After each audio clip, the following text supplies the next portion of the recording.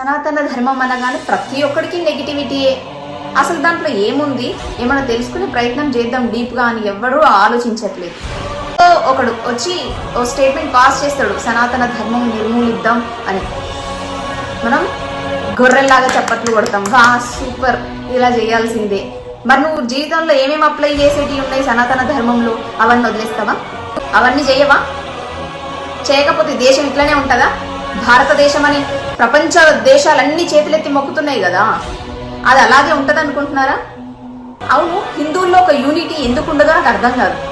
ప్రతిరోజు తన ఖురాన్ చదువుతాడు, క్రిస్టియన్ ప్రతిరోజు తన బైబిల్ చదువుతాడు, కానీ హిందువులం మాత్రము మన భగవద్గీతని కనీసం ముట్టుకోకుండా చచ్చిపోయిన వాళ్ళు ఎంతమందో జ్ఞానం ఉన్న భగవద్గీతని ఎందుకు కనీసం ముట్టుకోవట్లేదు, కనీసం పిల్లలకి చెప్పే ప్రయత్నాలు చేయట్లేదు. విదేశీయులేమో మన భగవద్గీతలో ఉన్న శ్లోకాలన్నీ పిల్లలకు నేర్పిస్తారు.